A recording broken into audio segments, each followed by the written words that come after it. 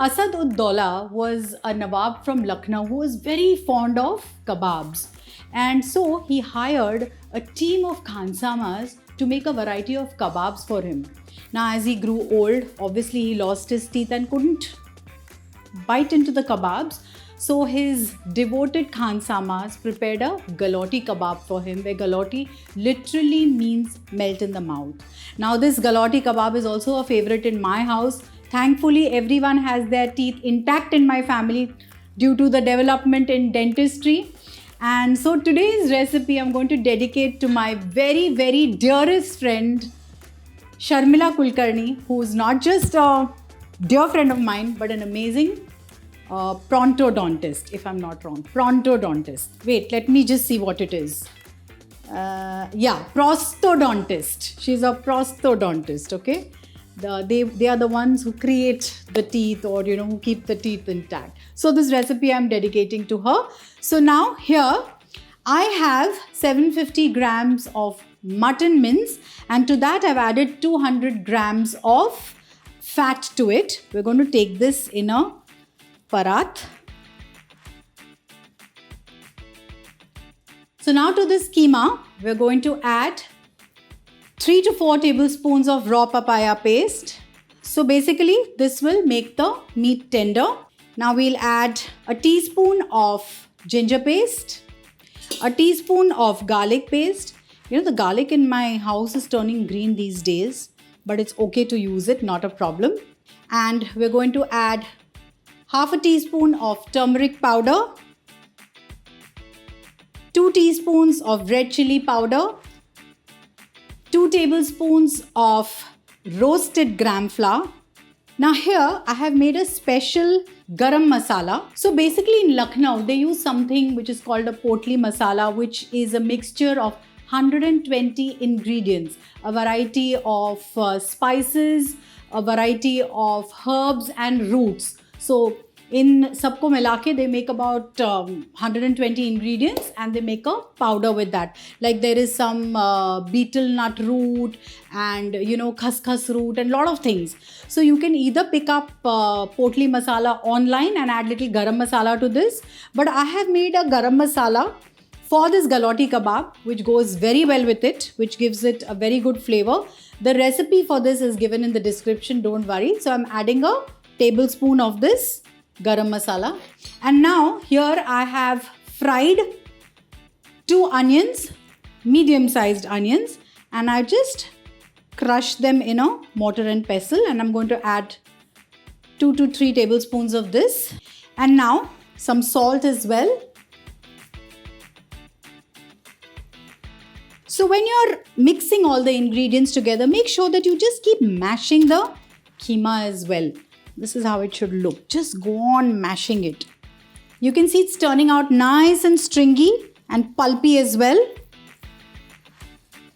And the delicious aroma of all the spices, is going to just fill the air in the kitchen with it, and everyone's going to come running to the kitchen today and from my house and say, "Arey, Galouti Kebab banaya aaj." So just mash this really well, okay guys? So while I'm mashing this mixture, I've also kept some coal to burn, because I want to have the kebab to have a nice smoky fragrance. The coal is burnt enough to give it a dhungur. We're going to put this coal in the center of the parat, and we're going to put a tablespoon of ghee in this and just cover it. So now we'll keep this coal over here for about 5 to 10 minutes. We don't want a very strong fragrance. And then we'll let the keema rest for about half an hour before we make the kebabs. So now we'll remove this coal and let it rest for about half an hour. Now I'm going to mix this again and make the kebabs. So I'm going to take a small portion of the mixture, roll it.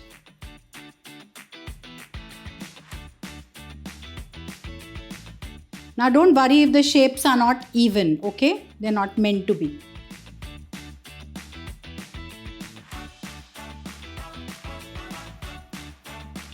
Remember, the fat that we're adding in this mixture makes the kebab really flavorful and it keeps it moist as well when it's getting cooked.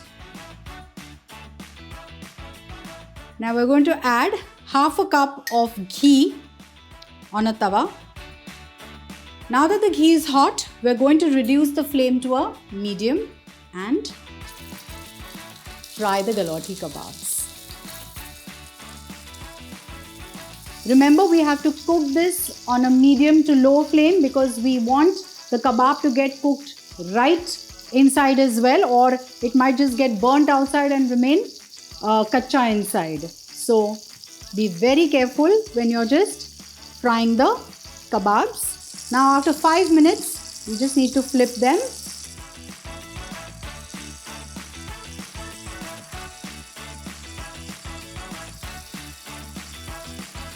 Now after cooking the kebabs for 5 minutes on either sides, the kebabs are ready.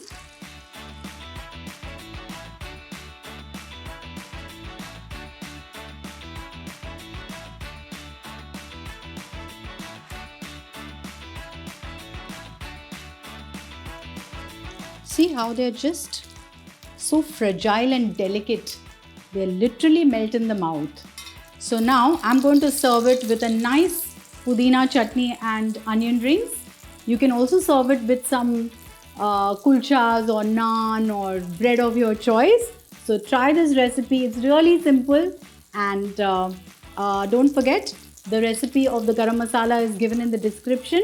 So please like, share and subscribe to Smita Deo.